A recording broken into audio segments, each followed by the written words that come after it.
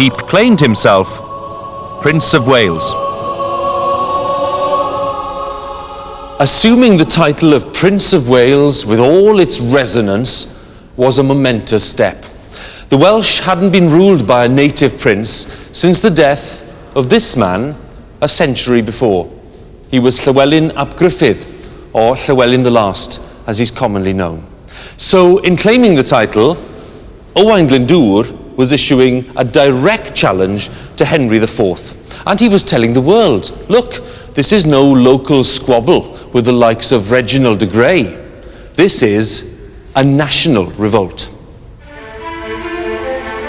Glyndwr's act posed a huge challenge to Henry IV, whose grip on his kingdom was very weak in any case, and would remain so for some time to come. The king was on his way to Scotland, hoping to head off trouble there, when news of Glyndwr's actions reached him. He immediately turned around and headed for Wales. But he took his time getting there, and this gave Glyndwr a chance.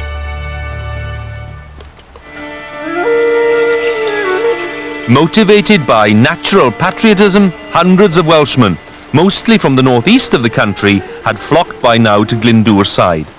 Over the course of the following week, under his command, these men carried out a series of raids on some of the hated English settlements in northeast Wales.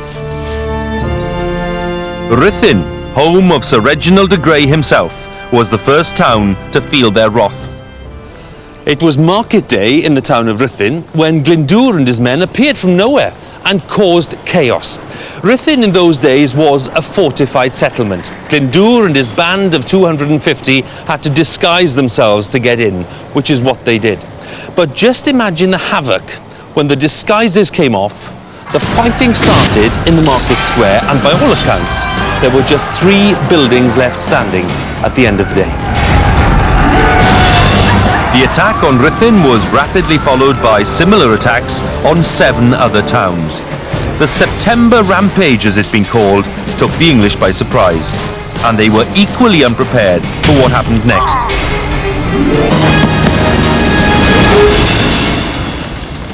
By the end of September, some 2 weeks after the revolt had started, Henry IV and his men had reached the border of Wales.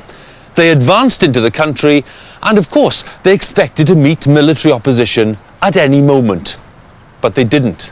Glyndwr and his men were nowhere to be seen. They'd vanished. In fact, they were up in the mountains, where they felt very safe and very secure, and where they knew the English would be very nervous of pursuing them. In fact, the mountains of Wales would play a key part in Glyndwr's strategy from now on.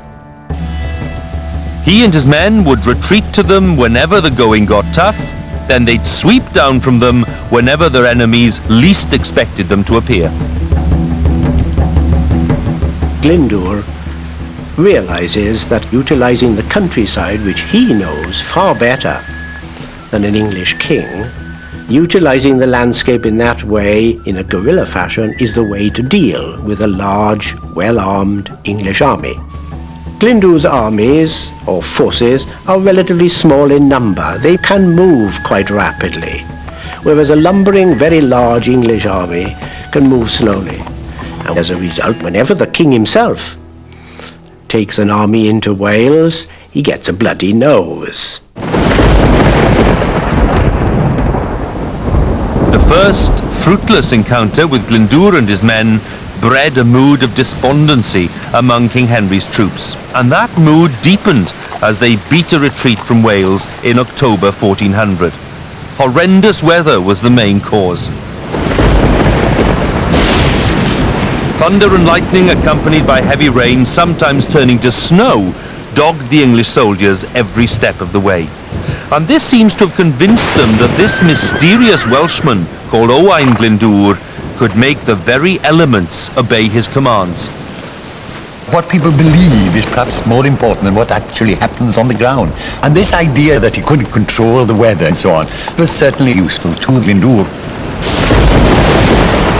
Wales has got lots of weather. If you can control the weather, you can really undermine an army. And this idea did come through, and clearly was a very real folk myth, right through to the time when Shakespeare is writing his Henry IV and his Henry V 200 years later.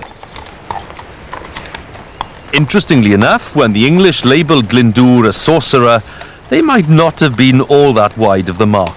Yes, of course, he was very educated, but he was also steeped in the ancient beliefs of the Welsh people. He might well have seen magic as one of the tools at his command. But of course, the military training he'd received while serving the English crown would be much more use to him at the end of the day than the so-called black arts. You have a lot of class, Nant?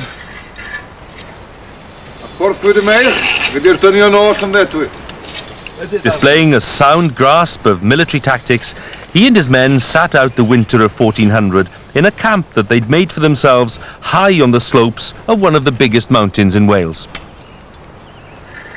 Glyndwr's sudden disappearance convinced Henry IV that the rebellion had come to an end.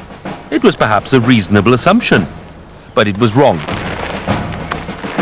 By the spring of 1401, the revolt was back on again. And for those who knew Glyndwr well, that was not a surprise. What was a surprise was that this new onslaught wasn't led by Glyndwr himself, but by a pair of brothers from northwest Wales, from Gwynedd. Those brothers were called Rhys and Gwilym ap Tudur ap Goronwy. They were great friends and allies of Owain Glyndwr. And what they did here at Conwy Castle on Good Friday in 1401 was inflict a very serious defeat on the English. The soldiers of this apparent stronghold were at prayer, the Welsh attacked and captured the castle. Needless to say, it was a bit of an embarrassment for the king and for his advisors, and it reminded them that Mr. Glyndwr was still in business. There was more to come.